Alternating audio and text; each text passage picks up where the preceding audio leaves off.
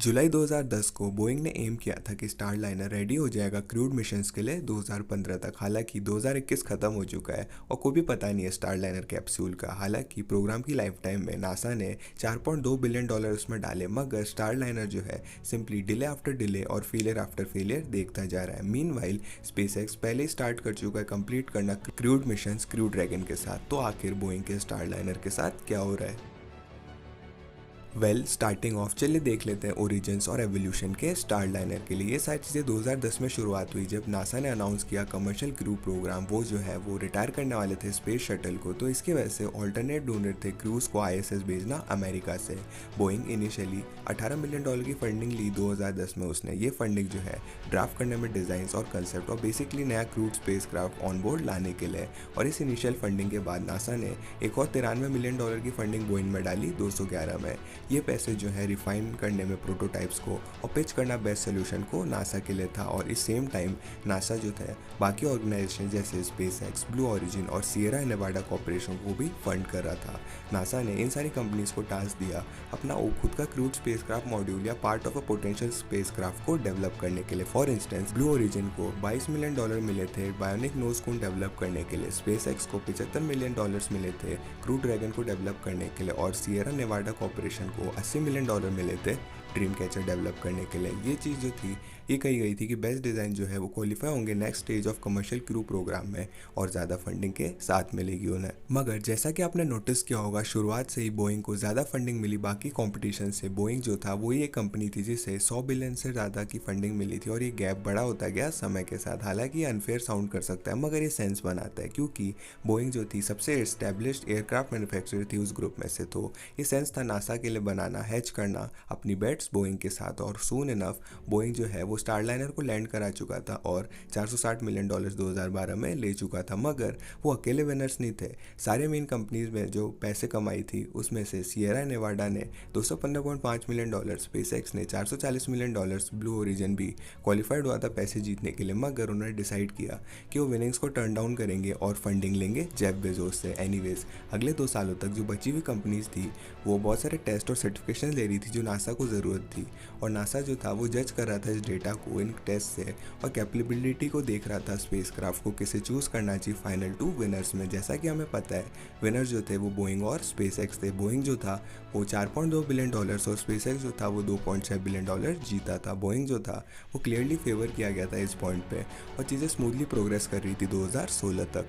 मई 2016 में बोइंग ने अनाउंस किया कि वो इश्यूज फेस कर रहा है अपनी लॉन्च व्हीकल से। जो एटलस 5 है वो पहला क्रूड में फ्लाइट जो है वो डिले होने वाली है अर्ली 2018 में। अक्टूबर 2016 में बोइंग ने फर्दर पुशबैक करी इस डेट को लेट 2018 में। और इसी सेम साल दिसंबर 2016 में स्पेसएक्स ने भी क्रू ड्रैगन को 2018 पे शिफ्ट किया डिले करके क्योंकि MO6 में एक्सप्लोजन हुआ था। तो इस पॉइंट पे दोनों कंपनीज मोर और लेफ्ट सेम ही ग्राउंड पे थी। मगर इसने रेदर सिग्निफिकेंट इशू बना दिया नासा के लिए क्योंकि फर्स्ट फ्लाइट जो कमर्शियल क्रू प्रोग्राम में थी वो टेक प्लेस करने वाली थी 2017 को शेड्यूल था। ये जो डेडलाइन है वो नासा को बहुत सारा टाइम देती ट्रांजिशन करना रिलाई करना रशिया से स्पेसएक्स या बोइंग में। कंसिडर करते हुए इस डिले को नासा जो है आगे जाके कपल ऑफ मोर सीट्स लेने वाला था सोयूज में जो कि स्कैटर्ड हुई 2017, 18 और 19 में। मीनवाइल हमें ज़्यादा कुछ सुनने को नहीं मिला बोइंग से स्टारलाइनर के लिए अगले 2 सालों तक। मगर इवेंचुअली ज़्यादा इश्यूज और सरफेस पे आए और 2018 की जुलाई को बोइंग जो था इशू अपने अबॉर्ड इंजन ड्यूरिंग टेस्टिंग में मिला। बोइंग जो है इसे इशू को इतना ज़्यादा डिटेल में तो डिस्क्राइब नहीं किया क्योंकि एनॉमलिटी थी ये कहा था उसने। मगर स्पेकुलेशन सजेस्ट करती है कि वहाँ पे फ्यूल लीक हुआ होगा और ये लेटर कंफर्म भी हुआ कि ये केस था क्योंकि ये फॉल्टी वाल्व्स थे और ये जो था वो एक और डिले लेके आया प्रोग्राम में।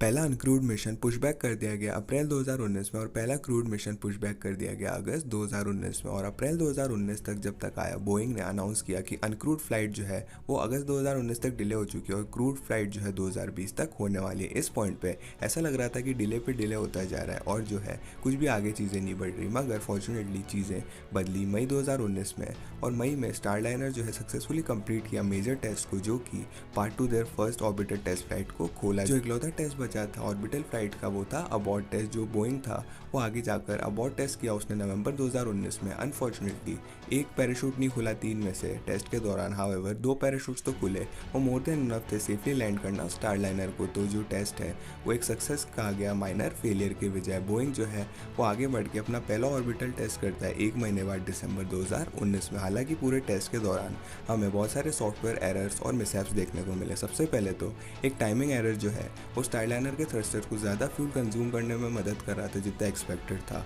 और इसके बाद स्टारलाइनर जो है वो फेल कर चुका था एक्चुअली डॉक करना इंटरनेशनल स्पेस स्टेशन के साथ। और चीज़ों को और ख़राब करने के लिए एक और थ्रस्टर एरर हुआ री एंट्री के दौरान। नासा ने लेटर रिवील किया कि डॉकिंग एरर और री एंट्री एरर जो है वो रिजल्ट कर चुका था लॉस ऑफ स्पेसक्राफ्ट में अगर इंटरवेंशन नहीं किया होता ग्राउंड कंट्रोल ने। तो क्लियरली ये तो प्रिटी सीरियस इशू था, और हमें अभी भी कोई क्लू नहीं है कि ये एरर सारे के सारे टेस्ट में कैसे पास हो गए ग्राउंड में। और ब्राइट साइड में बोइंग जो है वो रिस्पॉन्सिबिलिटी ले चुका था फेलियर की, और उन्होंने फुल फाइनेंशियल रिस्पॉन्सिबिलिटी ली कंडक्ट करना second uncrewed orbital test flight को, जो कि $410 मिलियन का होता है। जो 2020 के दौरान बोइंग जो है वो ट्रबल शूट करने में लगा एरर्स को जो उन्हें इनकाउंटर हुए पहली टेस्ट फ्लाइट में। और जब टाइम हो रही है इस रिकॉर्डिंग की, वो रेडी टू प्रोग्रेस है अपने सेकंड टेस्ट फ्लाइट में। ओरिजिनली जो लॉन्च था वो शेड्यूल्ड था 25 मार्च 2021 को, मगर ये डिले हो गया 2 अप्रैल 2021 तक। हाउएवर कंसिडर करते हुए कि नासा काम कर रहा है कंप्लीटिंग अ क्रूड मिशन स्पेसएक्स के साथ अप्रैल में, ऐसा नहीं लगता कि बोइंग जो है वो टेस्ट कर पाएगा स्टारलाइनर को अप्रैल में। और इस पॉइंट पे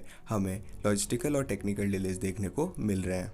अगर second orbital test successfully complete हो जाता है अगले कुछ महीनों में, तो जो पहला क्रूड स्टारलाइनर मिशन जो है वो जो 2021 के दिसंबर में प्लान हुआ है वो टाइमलाइन जो है वो सही हो जाएगी। मगर सेकंड ऑर्बिटल टेस्ट सक्सेसफुल होता है तो ये लाइकली है कि हमें क्रूड स्टारलाइनर टेस्ट भी एंड ऑफ 2022 तक देखने को मिल जाएगा। अज्यूमिंग सारी चीज़ें स्मूथली जाती है, बोइंग जो है के पास अपॉर्चुनिटी होगी कंप्लीट करना 5 मोर क्रूड स्टारलाइनर मिशन नासा के साथ अगले कुछ सालों में, और ये भी चीज़ें स्मूथली जाती है तो नासा जो है री एग्जामिन करेगा कॉस्ट और रिलायबिलिटी को स्टारलाइनर की और वहीं से शुरू करेगा। तो हालांकि ये प्रोग्राम जो है वो बहुत लंबा खींचा है एक्सपेक्टेड से, मगर ऐसा नहीं लगता कि फाइनली हमें स्टारलाइनर फुलफिल करता हुआ दिखेगा इस गोल को। ऑनेस्टली काफ़ी अच्छा माइलस्टोन है, और multiple commercial crude launch vehicles होंगे तो ये काफ़ी अच्छी होगी। मगर ये स्टिल एक क्वेश्चन को लीव कर देता है टेबल पे, क्यों बोइंग को इतना समय लगा स्पेसएक्स को बीट करना, बोइंग को क्रूड लॉन्च में वो भी $1.6 बिलियन लेस में फंडिंग के। वेल इन माय ओपिनियन जो पहला बड़ा ऑब्स्टिकल था बोइंग के लिए वो था लैक ऑफ फोकस। इसका मतलब ये नहीं कि इंजीनियर जो काम कर रहे थे स्टारलाइनर पे वो अनफोकस थे, रेदर जो स्टारलाइनर था वो प्रायोरिटी नहीं था एग्जीक्यूटिव्स और लीडर्स के लिए बोइंग में। यहाँ पे एक बात है, बोइंग जो है एक एयरक्राफ्ट मैन्युफैक्चरर है और इसी वजह से वो बहुत ज़्यादा सक्सेसफुल है उस चीज़ में। एज ए रिजल्ट स्टारलाइनर एक एक्सपेंशन था उनके बिजनेस का, ना कि कोई मेन बिजनेस। तो इसी की वजह से ये सेंस बनाता है कि प्राइमरी फोकस हमेशा एयरक्राफ्ट्स में होना चाहिए। असाइड फ्रॉम स्टारलाइनर उनकी टॉप प्रायोरिटी नहीं थी। बोइंग जो था वो सिग्निफिकेंट इशूज़ फेस कर रहा था अपने कोर बिजनेस में, जो कि कंज्यूम लॉट ऑफ अटेंशन लेके गया। सबसे पहले तो हमारे पास मैसिव फियास्को हुई बोइंग 737 मैक्स 8 के साथ। 13 मार्च 2019 में बोइंग 737 मैक्स 8 को ग्राउंडेड कर लिया गया after claiming the lives of 346 people. और उस समय बोइंग के थाउजेंड्स ऑफ बोइंग 737 मैक्स 8 के ऑर्डर थे, लाइंड अप थे और रेडी टू गो थे। जैसा कि आप गेस कर सकते हो इस फियास्को ने मैसिव डाउनफॉल किया बोइंग के फंडामेंटल बिजनेस को, जिसकी वजह से प्रायोरिटी उन्होंने लीज पे। उसके बाद से ज़्यादातर देशों ने अप्रूव कर दिया 737 मैक्स 8 को फ्लाइट के लिए, मगर आज तक चाइना ने इस बैन को लिफ्ट नहीं किया है। सो क्लियरली बोइंग अभी भी इफेक्ट्स ऑफ 737 मैक्स 8 के फील करता है आज भी, और ये बहुत ज़्यादा पॉसिबल है कि इशू ने हिंडर्ड किया बोइंग को एबल टू कंप्लीट करने में पहला ऑर्बिटल फ्लाइट सक्सेसफुली। उसके बाद से बोइंग ने एक और मैसिव इशू फेस किया जो कि ऑफ कोर्स पैंडेमिक था। एयरलाइंस को जो सबसे हार्डेस्ट हिट हुई इंडस्ट्री में पैंडेमिक के रिस्ट्रिक्शंस में, और कॉन्सिक्वेंटली ये सरप्राइजिंग नहीं कि डिमांड एयरक्राफ्ट की सिग्निफिकेंटली डिक्लाइन हुई। इनफैक्ट बोइंग के प्रॉफिट जो है वो कम होने शुरू हुए 737 मैक्स से जब ग्राउंडेड हुआ था, और उसके बाद से चीज़ें और ख़राब होती गई। और उस टाइम पीरियड के बीच में उनकी नेट मार्जिन 10% से -20% पे जा चुकी है।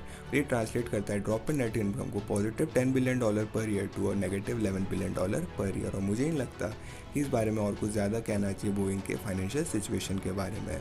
और बड़ा डाउनफॉल अपने प्राइमरी बिजनेस में फेस करने के बाद मुझे सस्पेक्ट है कि बोइंग जो है वो अंडरएस्टिमेट कर रहा है कितना फास्ट स्पेसएक्स जो है डेवलप करने में क्रूड ड्रैगन्स को, वाइल ओवर एस्टिमेट कर रहे हैं वो खुद की एबिलिटी को। नासा ने बोइंग को शुरू से फेवर किया है और ये काफ़ी अच्छे रीज़न की वजह से। आई एम श्योर अगर बोइंग सच में फोकस करता स्टारलाइनर पे और इशूज़ फेस नहीं करता एयरलाइन बिजनेस में, वो अच्छे से कंडक्ट करते क्रूड स्टारलाइनर मिशंस को सालों पहले। और एट दैट सेम टाइम मुझे लगता है अबंडेंट कॉन्फिडेंस नासा का बोइंग में जितना था, इसकी वजह से वो उसके सर पे चढ़ गए और प्रिवेंट करते हैं अपने रियली परफॉर्म करना बेस्ट में एबिलिटी को।